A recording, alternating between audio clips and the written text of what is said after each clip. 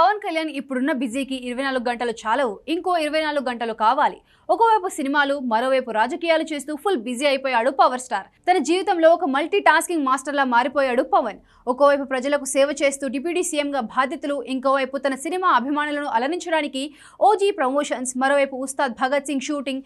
ఇవన్నీ చూస్తుంటే పవన్ కళ్యాణ్కి ఒక రోజుకు 24 గంటలు చాలవేమో, ఇంకా 24 గంటలు కావాలేమో అనిపిస్తుంది. ఈ బిజీ షెడ్యూల్ను ఆయన ఎలా బ్యాలెన్స్ చేస్తున్నారో చూస్తే ఎవరైనా ఆశ్చర్యం కలగకమానదు. పవన్ అంటే అంతే మరి, ఒకసారి ఆయన మాట ఇచ్చాడు అంటే ఖచ్చితంగా తీరుస్తాడు. కొన్నిసార్లు షూటింగ్కి రావడం లేట్ అవుతుందేమో కానీ రావడం మాత్రం పక్కా. అది సినిమాల్లో అయినా రాజకీయాల్లో అయినా ఆయన ఇచ్చిన మాట మీద నిలబడడం పవన్ కళ్యాణ్ స్టైల్. రెండు చోట్ల ఒకేసారి తన మార్క్ చూపిస్తున్నాడు. పగలు ప్రభుత్వ మీటింగ్లలో పాల్గొని ప్రజల సమస్యలను పరిష్కరించడానికి కృషి చేస్తూ, రాత్రి సమయాల్లో లైట్స్, కెమెరా, యాక్షన్ అంటూ ఉస్తాద్ భగత్ సింగ్ సెట్లో మెరుస్తున్నాడు. ఈ సినిమా షూటింగ్ ఇప్పుడు అయిపోయింది. ఇంత బిజీ షెడ్యూల్ ఆయన ఎలా బ్యాలెన్స్ చేస్తున్నాడు అనేది ఎవరికీ అర్థం కాని విషయం. సినిమా షూటింగ్కి ఒక షాట్ తర్వాత వెంటనే ఉప ముఖ్యమంత్రి ఆఫీసులో ఒక ఫైల్. ఈ వేగం చూస్తుంటే నిజంగా మెచ్చుకోకుండా ఉండలేం. ఇప్పుడు ఓజీ చిత్రం విడుదల దగ్గర పడుతుండడంతో ప్రమోషన్స్ హడావిడిగా కూడా మొదలైంది. ఒక సినిమా హీరోగా ప్రమోషన్స్లో పాల్గొనడం, మరోవైపు డిప్యూటీ సీఎంగా ప్రభుత్వ కార్యక్రమాల్లో పాల్గొనడం, ఇది రెండు పడవల ప్రయాణం లాంటిది. కానీ పవన్ కళ్యాణ్ మాత్రం దీన్ని ఒక సరదా సవాలుగా తీసుకుంటున్నట్లు కనిపిస్తోంది.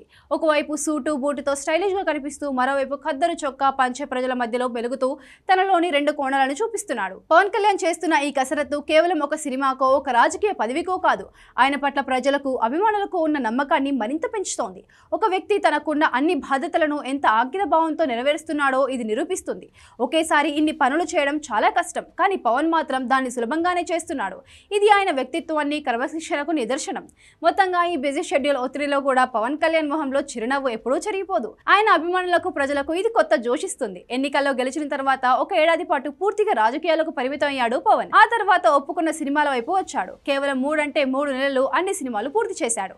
ఓజీ విడుదల కాబోతోంది. ఉస్తాద్ భగత్ సింగ్ కూడా పూర్తయిపోయింది.